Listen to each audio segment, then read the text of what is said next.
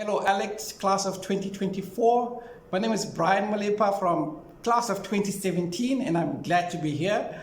And I'm here to just speak on understanding addictions, and most importantly, how you can understand and possibly help people that you're leading, and understand yourself if you're struggling with addiction.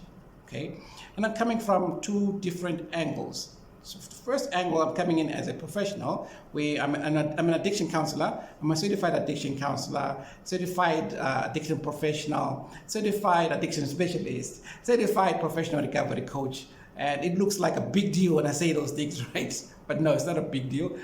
It's just different trainings that help you to view addiction in a special way, and then address addiction. So it's just different ways of viewing and treating addiction and addressing addiction. Okay, so those are the angles I'm coming from. All right, so as we get started, I just want to pose some questions that you're gonna, at the end of this video, you're gonna divide into groups, and then you're gonna discuss some stuff, and then we'll take it up from there. Okay, so these are the three questions that you're gonna have to answer at the end of the video. You get understanding through the video. Okay, so the first question is, what is an addiction, and what is the best way to treat an addiction? Okay, and the second question is, what addictions do you have? Sorry, I'm looking down to my cheat sheet here. What addictions do you have? And the last part is, what are advantages of having an addiction? Okay, so those are the three questions, and yeah, you will answer them at the end of this video. So the best way to start this conversation is to actually then define things. Number one question is, what is an addiction? Okay, so that's the number one question I'm going to ask. So, and then the answer to that question is, well, it depends on how you are viewing addiction, or it depends on what model you are using to view addiction. Here's what I mean. There's at least 100 models. There are a bunch of models out there. The most popular model is called the disease model. Okay, I've got my cheat sheet right here.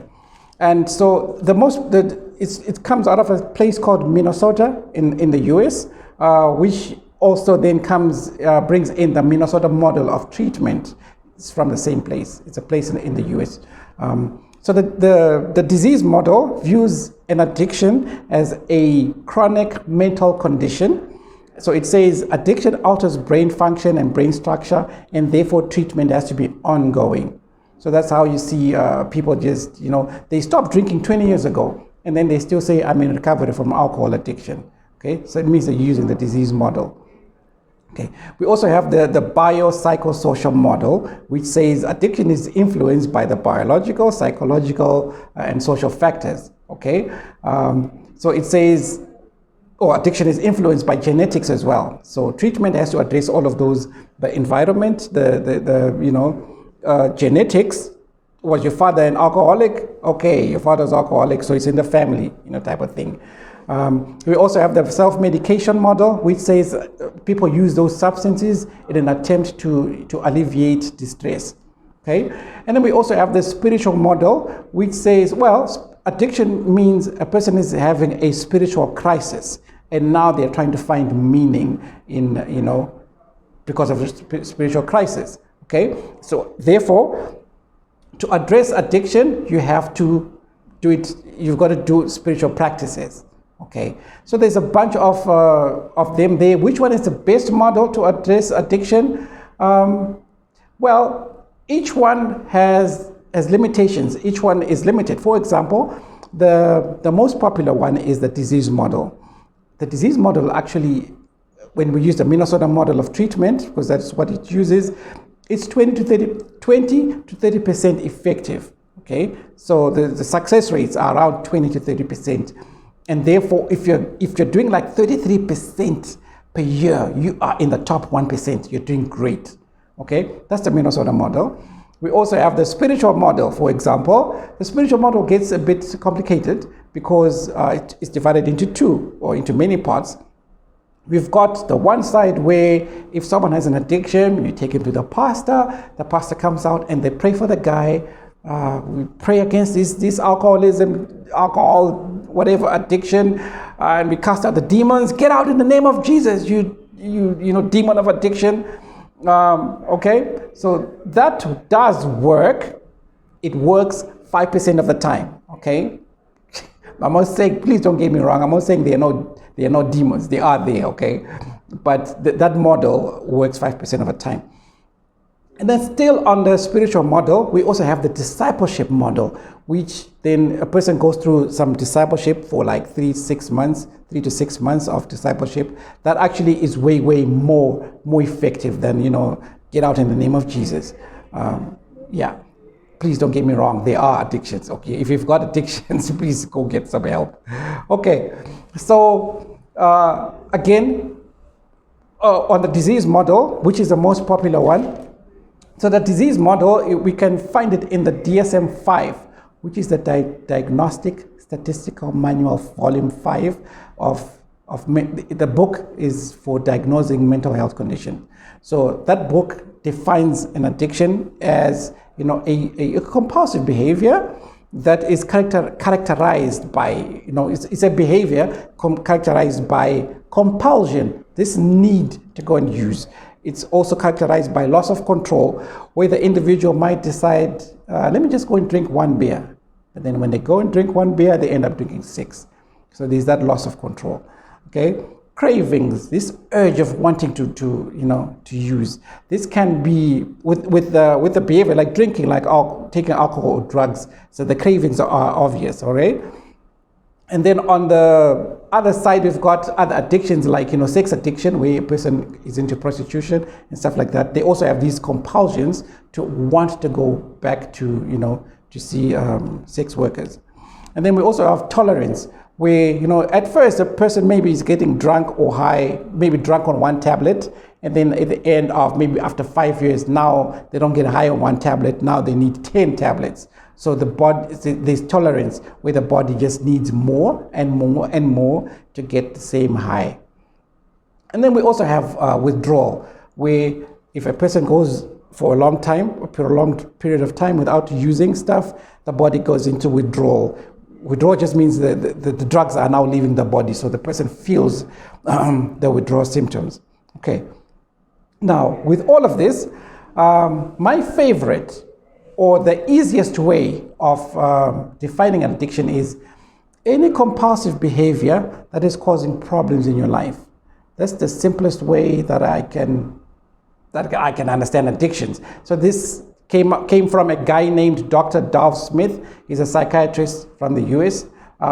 He actually led my training, my addiction counseling training. He was one of our leaders. It's like an ALICT program that we did. Okay. And then there's also what they call the beeps. It's another way of defining an addiction. So beeps it says, an addiction is when an individual attaches to a behavior or emotions or environment or people or substances in an attempt to regulate emotion. So that's another definition of an addiction. So these are way different addictions, but the simple one is just any compulsive behavior that is causing problems in your life. All right. And by the way, I think the best way of taking this class today is, don't take it for someone else. So don't be thinking, oh, my cousin or my brother or my sister is the one who might be addicted. So let me listen for that person. I think it's actually best if you listen for yourself. How does this relate to you? How are you relating to this lesson? Okay, let's now dive into it. So when a person comes to me and they're saying they might have an addiction, they have an addiction, or it's usually parents who bring their children. It could be a 70-year-old mother. She brings her 40-year-old child. It's still her child, even though he's 40, right? So she brings this person, and so this is what I use to first check where they are on the addiction. Because again, people are not the same. People are not on the same level of addiction. In fact, they say addiction exists on a spectrum. Okay, so spectrum means there's some people like on the green, some people are on the yellow, and some people are on the red. So on the green, these are people who might be just abusing substances. I'll show you the paper again. I just lifted up here. And then on the yellow, these are people who are having problems. And then the red is people who are chronically addicted. Okay, so if a person comes in, or if you have an addiction, so if I was talking to you right now, as I'm talking to you, I'm gonna use this paper here. Please forget about the numbers, okay? The numbers belong to America. So some people are here on the green, okay, right here. So green, as you see, it says people abusing. So these are people who are abusing substances. They are not necessarily addicted, they are abusing. So in some cases, a mother can bring their child here and say, hey, I think my son is addicted to marijuana, because she caught her 14-year-old boy smoking marijuana, and then she panics and says, oh, he's abusing. And then some people are just here on the green, okay? They are abusing. With this person, if you have 5 to 10 minute conversation, they may actually just stop abusing the substances altogether, okay? They're not addicted, they can stop anytime, okay? 10-minute conversation, they are okay, they're done, okay? This is the green. And then you've got a bunch of people here. Most people come here are on the yellow right here. And these are people who have relationship problems because of the drugging and the drinking and other addictive behaviors, like overeating, eating disorders, like prostitution, gambling, okay? Those are addictive behaviors. So we've got a lot, so they've got relationship problems, financial problems, health problems. They might not have problems, like health problems, that they have problems, okay? And then we've got people who are down here on the red. These are people who are chronically addicted. So the people on the red, this guy here, if it's alcohol, when they wake up in the morning, they need to drink first before they can function, okay? They can't function without using the substances, okay? Whatever happens, they have to use the substances, okay? Now, they are there. There's a bunch of them. There's a lot of them, but they're the least number of people who are here. Most people who are here are the homeless people. They live in the streets and stuff like that, okay? People from homes, they are there, but they're very, very few, okay? I have met a few. I think since 2009, when I started practicing, like full-time practicing, since 2009, I've met around six of them. I've met the sixth person last week. This is 2024, okay? Since 2009, I met person number 6 last week, who is here on the red. And I'm talking only of the people who are coming from homes, people who have family at home. People in the streets, living in the streets, yes, a lot of them are here, okay? So I'm not talking about that population. I'm talking about people who are coming from homes, people like you and me, okay? They are there, but they are very, very few, okay? And then the stuff you see on the other side here, this is just people in recovery who are now moving from this side of the curve to that side of the curve, okay? So let's dive in. So this is so I try to determine where are you on this model. Maybe can you ask yourself the question, where am I? Somewhere here? Am I here? Am I down here? Okay. So that's the first cheat sheet that you can look at. And then let me show you the next paper that I also use to help people to overcome their addictions. So up next is what I call the tree of addiction. Okay, by the way, I did not make up this paper here. It comes from the Addictive Behavior Counseling School from YWAM. That's Youth with a Mission. That's who I work with when I am outside Zimbabwe, normally, or a lot of the times. So this is what we call the tree of addiction. The tree of addiction has the roots. We can see these are it has the soil of addiction. The soil represents the environment that the person grows up in. So you've got the soil, and then you've got the roots. These are the roots here. If you see, this one is shame, and then we've got these different emotions that are listed here. And then we also have hereditary factors. So you've got the soil of addiction, we've got the roots of addiction, and then we've got the branches of addiction. So the branches represent the actual acting out, what drugs are being used. Okay, so we've got these different addictive behaviors. We've got work addiction, alcohol addiction, sex addiction, gambling. There's a lot of them. I don't know which one is yours. So mine was alcohol addiction, and I was also on the drug addiction because I was taking diazepam. And we also have, alcohol is also a drug, by the way, and then the diazepam and marijuana. Okay, I know a lot of people out there like to say marijuana is a herb, let's just go smoke it. Yeah, it's a herb, which is true. It is a herb, it can be viewed as a herb. Let me just say something on marijuana real quick, because I know a lot of guys like smoking marijuana. So marijuana has these two very interesting chemicals, okay? One is, we call it CBD, and the other one is called THC, if you've heard of CBD oil. So the CBD is the good stuff, it's the good part of marijuana.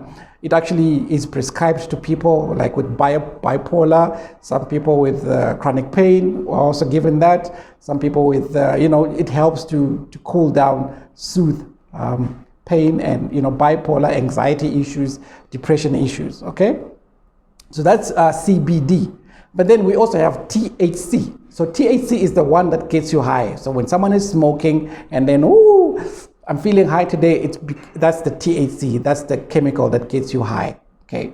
So I used to sell marijuana, by the way, and I was smoking it. So what do you think, what is the reason of smoking marijuana? When I was smoking marijuana, I was not looking for CBD. I didn't have bipolar issues. I didn't even know there was a thing called bipolar.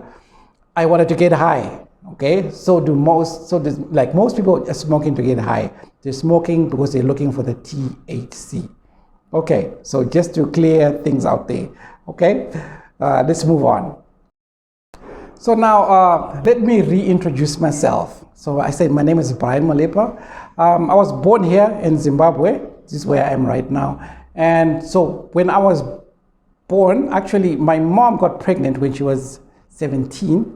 She said she was 16, but I think she was 17, okay? So she said she got pregnant when she was 16 and then gave birth when she was 17, okay? So, but what actually happened then was, so she had a boyfriend and then she gets pregnant. She's 16-year-old, she got pregnant in December, and then in January her dad died, okay? So they're still talking with this guy, with the boyfriend. She tells the boyfriend, hey, I'm pregnant. And the boyfriend says, you pregnant? Oh, I'm so sorry. You're pregnant. I already have a girlfriend. Okay? So, anyway, let me go call the girlfriend and then you guys can talk it out. So, and the guy leaves the house. He goes and then he calls his girlfriend. His girlfriend comes into the house. And then he tells the girl, hey, this young girl here, she was tiny. She was 16 and small, right? And the girlfriend was, she had some weight, okay? And back then in Zimbabwe, in most places in Africa, rather, the bigger you are, the more beautiful you are. The tinier you are, the uglier you are. And my mom was tiny, okay? So this guy says, this girl says she's pregnant. And the big girl, the original girl says, what? She got this little thing pregnant, leaving all of this type of thing. I'm breaking up with you. And then she left. Okay, and then this guy, he's my dad, actually, he was my dad. So my dad then says to my mom, okay, it's okay, I'm gonna get married to you. So this happened over a long period of time. But between him saying, I'm gonna marry you, and her getting pregnant, she was thinking of an abortion. Oh, should I have an abortion now? My dad has died, who's gonna take care of me? Those things. So she thought of having an abortion, and then she says, she then told me the story. She says, okay, I wanted to have an abortion, but then I was praying, God, what do I do? And then one day, God came into her dreams, okay?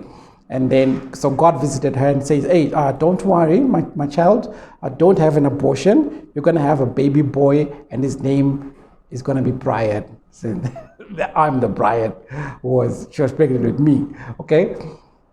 So next, she gives birth, and my dad was a police officer, so he was living in a police camp. So she gives birth, and they're living together in the police camp. So now, they were married culturally and not married legally, like at the court of law. So because of that, they were not allowed to live together, because my dad was living in a police camp. In the police camp, he was living at what they call the single quarters. These are the places where the single people live. So they're living together there. So the inspectors will come in and inspect and say, hey, just check if people have like wives there, because it was not allowed. So my mom, I was already born then. So whenever she saw the inspector come in, she would take me, put me in the wardrobe, and then lock the door. You know the wardrobe, that cabinet you put your clothes in? She put me on the top shelf, lock the door, sit on the key. So the inspector comes in, and then, hey, what are you doing here? I say, I'm waiting for my brother. Okay. Now she says I was a fat baby. That's how she described me. So she put me on the top shelf. Because I was a fat baby, I was heavy. I would break the shelves. So I would fall from the top shelf and then fall down in this wardrobe. And then the inspector would ask, oh, what's in there? And then she would say, I don't know. Where's the key? I don't know. I'm just here. I'm waiting for my brother. But she's sitting on the key. And then the inspector would eventually leave. Now my mom says I was a good baby because I would fall every time the inspector comes in. And then my mom says I was a good baby because I never cried each time I fell from the top shelf to the bottom shelf. Okay? So the last part of that story is I'm just forwarding so for understanding only. Then I am born. Then she gives birth. Oh, sorry, I'm already born. That's why she's putting me in the shelf. And then she gets pregnant again with my sister. Soon after that, she gets pregnant at the same time. And then I was also growing and stuff like that. So they decided, let's send her to my grandparents. So they sent me to my dad's side, to my grandparents. And I lived there from around age 1 there until I was 6. Okay. Now the whole time, age 1 to age 6, I never saw my parents. My grandmother was my mother. My mom says she did come to visit. So she came to visit once, and then I was sitting with my grandmother, right next to my grandmother, and I was eating, an egg. So I was eating an egg that has been half-boiled, parboiled, the egg of a chicken, rather. So it's half-boiled, and it has the baby chicken inside. Okay, and that's what I was eating, and so it broke my mom's heart. And while I was sitting there, my grandmother would pinch me. When they pinch you on the side, on the ribs, it's so painful. But my mom says I was sitting there eating this egg that has a chicken side, and I never looked up at her. She was sitting right there, like opposite me, but I never lifted up my hand. And she was talking to me, are you okay, Brian? And I was crying because my grandmother was pinching me and just eating. So my mom just thought, you know what, it's better I don't visit, because if I visit, my child is going to get hurt. They didn't like each other with my grandmother. So because of that, my grandmother would, I'm going to spit in your face. What are you going to do about it? Sorry, I'm leaking. So then she stopped visiting, okay? And so I grew up there from age 1 until I was 6, ready for grade 1 to go to school for the first year of primary school.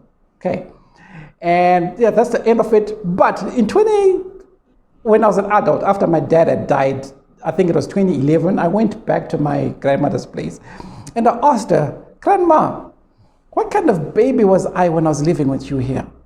And then she looked up and said, it's been a long time, but yes, I remember you were a good baby, okay? Because this is what I did when you were living with us here. I would wake up in the morning and take you, and I'll get you sitting under the mango tree. We have a mango tree that sits in the middle of the yard. So she just go and place me under this mango tree, and I would just sit there. I could already crawl, but I would not move. I would not cry. I would just sit there. Okay. So she would go, and then she would work. She'd do her stuff, and me, I'm just sitting there facing west. She would make me face, where the sun sets, so that the sun doesn't get into my eyes, type of thing. So, and then she says, you never cried, you just sat there, you never troubled anyone, you just sat there quietly, you are a good baby, So, yeah. So that's where I'm coming from, okay? So, if you look back again on this tree here, tree of addiction, okay, we have what we call the soil of addiction. So the soil of addiction, it represents the environment I grew up in, the environment a person grows up in, okay? So in the soil, there are these what we call abuses. This is physical abuse. We've got this spiritual abuse, sexual abuse, and emotional abuse. And the definition of abuse in this case is anything that is less than care that is done to a child. Okay, that's in a definition of abuse. Anything less than care done to a child. So we've got this one here, physical abuse. So a lot of us, when we see physical abuse, we think someone is being shoved, beaten up, bad, horrible things are happening to them, which is also, yes, physical abuse. And then we've got the other side where a person is not touched, just lack of touch. We've got spiritual abuse, which represents, just being told punitive messages about spirituality, like God hates you because you're a sinner. You've got sexual abuse. This involves rape. And then on the other side of that is also just not being taught sexuality. And then emotional stuff, being scolded. You're ugly. You are this and that. Okay. Question. What emotions do you think I felt when I was being put in the shelf? I was only one. Well, I was actually less than one. I was from 1 month old until 1 year old being put in the shelf. I did have emotions already, by the way. What emotions do you think I felt? So these are the emotions right here. Okay. So I'm in the dark, top shelf. I fall down. I don't cry. Do you think I enjoyed it? Okay. So what emotion did I feel? I think I had a lot of fear when I was being put in the wardrobe. I had also had a lot of anger. Okay, because those are the two emotions I know I had when I was a child. Like grade 1, I had a lot of anger issues. I had a lot of fear and anxiety. Well, I am now an adult, but if you look at my fingers, can you see my fingers? Okay. I don't have I do have nails, but I don't have nails, and that's because when I'm relaxed, there's nothing. I'm not worried about anything. I'm actually relaxed. I am going. So when I'm relaxed, my anxiety is over here. Okay. Those are some of the emotions, and then anger. I used to fight a lot when I was a baby. Because I had a lot of fear. So because fear and anger are cousins. Because if I'm afraid of something, I'm going to want to defend myself. And that's what anger does. You then have to attack. Okay. And then, so there's that situation I described about myself. And then we've got the emotions. So I had a lot of anger, fear, anxiety, and shame. Shame is an attack on the self. So shame is an emotion that says something wrong with me. Okay. So blame says I did something wrong. Shame says I am wrong. Okay, so and then shame, if you see on this tree again, shame is thicker. It's thicker than the other roots, right? And that's because at the base of all addiction, you've got shame. You've got this emotion that says I am not enough. Something wrong with me. Anyways, let's go now to the addictions. So up next now, one day I'm grade 6. I'm around 11 years old, they're going on 12 maybe, grade 6 in primary school. One guy, my friend, comes and says, guys, we are going to be adults very soon. We're going to be in secondary school. Let's go and be naughty for the very last time, because when we're adults, we don't want to be stupid. We don't want to be like these guys, the teenage guys. We're going to be the cool ones who don't do dumb stuff. Let's go smoking. So we go and buy some cigarettes for ourselves, and we're smoking, and it feels nice. We're just having fun, okay? And then it happened, we'll just do it over the weekend, and not a big deal. Grade 7, yeah, we smoke here and there. Form 1, I don't think I even smoked at all in Form 1. Because of the school I was going to, I was pretty chilled. And then in Form 2, I'm 14 years old. I don't know what you call it in your country. We call it Form 2. Some people call it grade 9, I think. It's grade 9 in some countries. So in Form 2, to cut a long story short, I'm chilling. I'm at a boarding school now, and I'm hanging around with a friend. Okay, he's alive. He gave me permission to tell his name. His name is George. So George comes to me and says, Brian, how many are you in your family? I gave him the number, was 6. Okay, how many of you are in boarding schools? I said, I'm the only one in boarding schools. I says, yeah, I know you're the only one in boarding schools. You know why you're in a boarding school, Brian? And I say, why is that? He says, because you're the firstborn. I'm a firstborn. I've got brothers and sisters who are younger than me. They are not in boarding school, okay? You are in boarding school. You see so and so, and then he was naming the guys in our classroom. Everyone, he's a firstborn, a boarding school. He's got brothers and sisters. They are not in boarding school. We are here because we are the firstborns. We have mistakes. Our fathers and mothers were just having fun. Like my mom and my dad were having fun, and then she gets pregnant. So we are inconveniences. You are an inconvenience. I'm an inconvenience to my dad. So therefore, he doesn't like me. He's trying to get rid of me, so he's sending me to a boarding school. So this is George's theory, okay? And then I said, okay, it made sense. I'm 14 years old, so it makes sense, okay? He says, you know what? To not think of all of this stuff, I just smoke weed. And then I forget stuff, and I'm relaxed. And I said, no, I don't smoke weed. He says, oh, why don't you smoke weed? Oh, they lied to you. They told you if you smoke weed, you're going to go mad. Oh, I've got news for you, my friend. You won't go mad and infect everyone, every adult that you see smokes weed, including your dad. He smokes weed. Okay, let's go smoke. So we go out in the bush, me and George. He rolls out his, we call it a blunt, by the way. He rolls out his blunt, and then that was my first time to smoke marijuana. And then he smokes, and he gives me some, and then the first time I smoked marijuana, it tasted horrible. I didn't like the taste, you know. I liked the type of cigarettes I was smoking, but marijuana didn't taste good. So we did it 2 days consecutive, and then we started doing it every weekend, okay. This is in boarding school. And then I came back for the school holidays from school. And then I met another guy, he's now late. He used to smoke marijuana. He had a better grade of marijuana. There are different grades. So he was like 10 years older than me.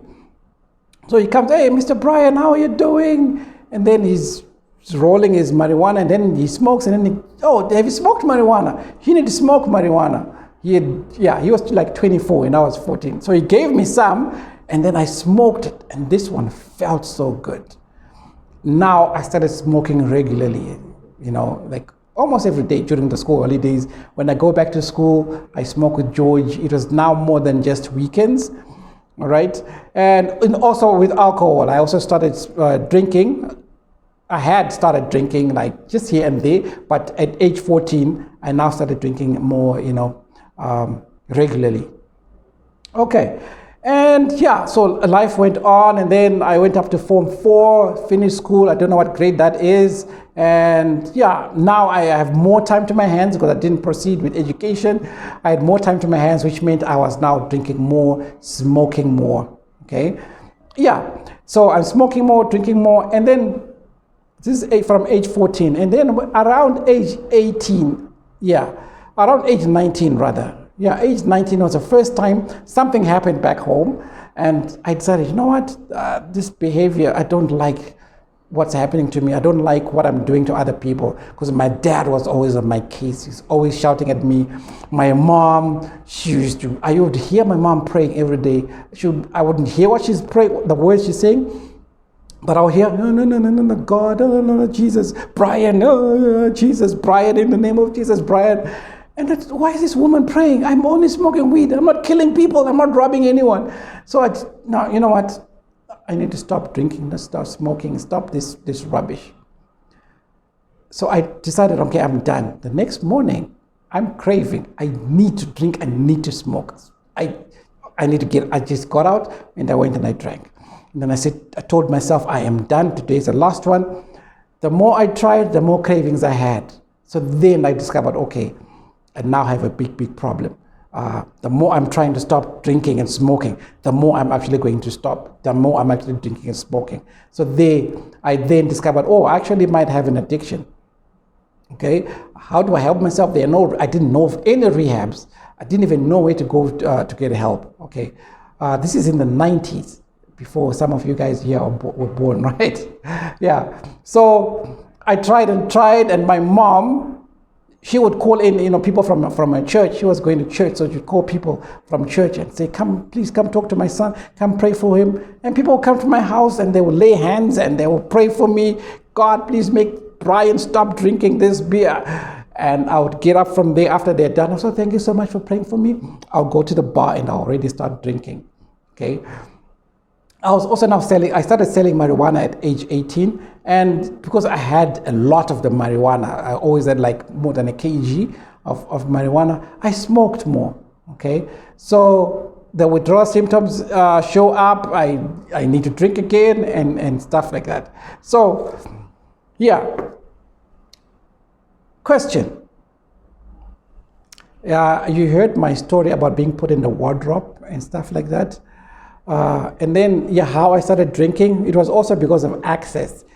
I had easier access to marijuana and alcohol, and of course cigarettes. They're the most widely used. Okay.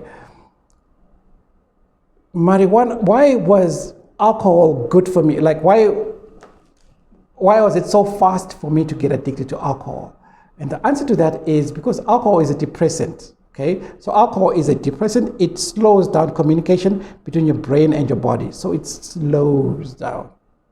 Anxiety puts you up. So anxiety pushes up things up, and then, but alcohol pushes them down. Anger, I had a lot of anger issues. They push up.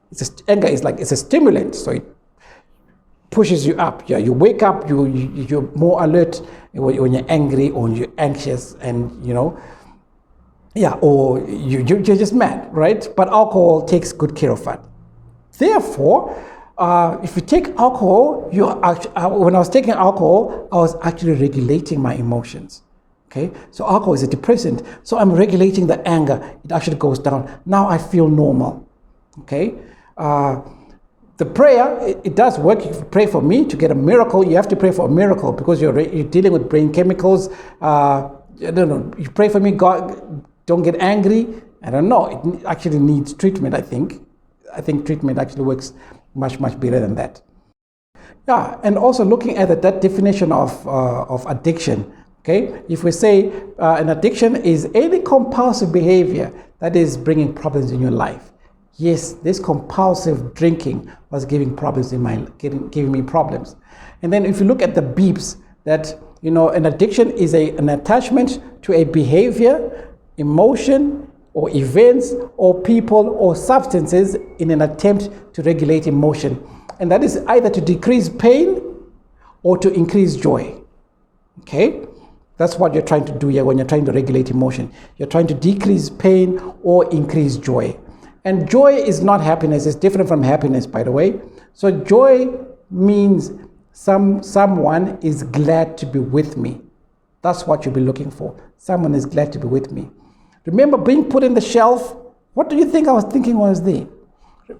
And before that, before being put in the shelf, by the way, my mom was thinking of having an abortion. She did not attempt to have an abortion. She was just thinking about it. And science says, whatever the mother feels, that unborn child is going to feel as well. What do you think I felt? I felt fear. Someone is trying to kill me, okay? Even though I can't see them. I can't hear stuff like that. She's afraid because her dad had died and this guy already has a girlfriend. She has this fear. Therefore, I felt fear. So because of that, I had this chronic fear where I have this prolonged fear at the very first days or first months of her being conceived in my mother's womb. Okay. Anyway, so now you're trying to help Brian. You are the ALICT leader. You're trying to help Brian. How do you help Brian? So you come up and your one comes and says, hey, we've got Brian here having problems. So please, ALICT 2017, let's help Brian. What are you going to do? Demon of alcohol addiction, get out of Brian right now. Yes, you can do that. It does work 5% of the times. Okay. Or another way of doing it is sit down with Brian and say, Brian, hey, Brian, what's going on with you? Brian, what happened in the first 12 years of your life? Those first 12 years, that's where a lot of the trauma happens with people, and that's where a lot of these things happen, these abuses. So that's where these abuses happen, and also these emotions develop. Okay? We do feel the emotions throughout life, but then, I'm talking about the base of, Brian is chilling here. I'm relaxed right now, but I'm anxious as I'm relaxed. So anxiety is up even though I'm relaxed. So this over here of Brian came right here, first 12 years of life. Okay, so it's also it's an emotion. Anxiety is an emotion, but it became like, because it was chronic, it was felt for a long time without being addressed. Then it becomes chronic. It becomes like a base. When I'm relaxed, then I am. Okay, you've probably seen people who have struggled with depression. They get antidepressants, the medication, but they still find ways of getting depressed. Again, most of those things is because of things that are not addressed over here. Anyway, we're back to you. Johan says you need to help Brian. Brian is having porn addiction, for example, or Brian is having alcohol addiction. What are you going to pray for me? Yes, please do pray for me. Prayer works. Okay. Remember those models again. We've got a disease model. So Brian's got a mental health condition. So therefore, we can give him a medication so that he gets better. You could actually do that. It works. You can use the biopsychosocial model, which says Brian is having these biological, the physical, the psychological, and social problems. So let's address it that way. Which way is the best one?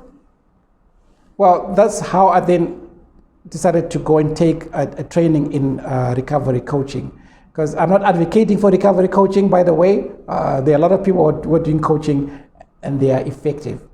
So what a recovery coaching does, what I do now is I take all of those models, whatever tool I can use, every model out there, I take it as a tool. So it's a tool that can be used to fix stuff, to take care of stuff. Okay, the disease model I think is a good model, therefore I'm going to take it. Okay, because the brain actually has changed structure, because there's some chemicals in your brain chemicals that are firing off, or I'm having a flood. So my brain is producing cortisol, which is a chemical that comes when you're stressed. So my brain is firing off stress. Why is that happening? Or my brain is not producing enough serotonin, another brain chemical that helps to calm down, to sleep, to relax. So my brain maybe is not producing that, because again, when I was in my mom's womb, I was afraid and anxious. Okay, and then I am born, I'm being put in the shelf again, in the wardrobe, again, anger, anxiety coming in place. And then I'm taken to my grandmother's place. Again, she takes me in the morning, she puts me under the tree. She thinks I'm a good baby because I don't cry. Again, abandonment issues. Okay? So, how do you help Brian? Yeah, the best, there's a guy named Johan Hari. He's a British journalist. He came up with this statement that says, addiction, the opposite of addiction is not sobriety. The opposite of addiction is connection. And for sure, I've also seen it over the years where the best way to help someone with an addiction, number one, is they need connection. Not just with you, but they need to also connect with themselves, number one, and then connect with other people. The more you do that, that's how there's a model of treatment called the therapeutic communities. It's just a community of people. A lot of churches uses that one. Community of people come and we are all connecting as in a non-judgmental conversations, and not, the addicted guys go sit on the corner over there, the pastor is coming to treat you there. No, none of that stuff. Okay, so the opposite of addiction is connection. That actually works much, much better. People like to come to me for to get help because I was addicted to stuff. But I'll just have to tell you that it's not me having an addiction in the past has no play in when I'm helping someone else. Okay, it's just people trust me more, because when they trust me, they open up, and then it's easier for us to connect. But it's got nothing to do with my skills. Okay, it's just like giving birth. As a woman, if a woman gives birth, it doesn't make her a midwife. It doesn't make you a person who is good to help people give birth because you've gave birth.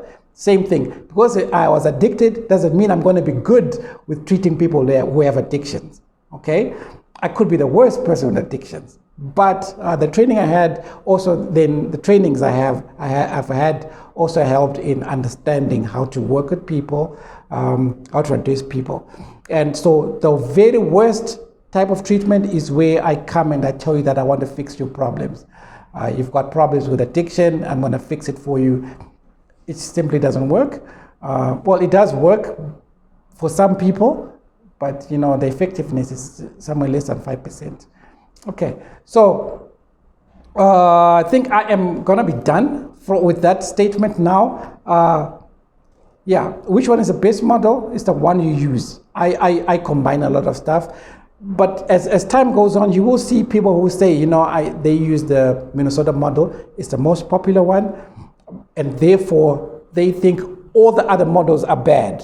Okay, and then you're going to see a recovery coach that says, oh, I'm a recovery coach. If you're not doing what I'm doing, then what you're doing is bad. There's no such thing. Nobody has 100% treatment. When I help people, it's not 100%.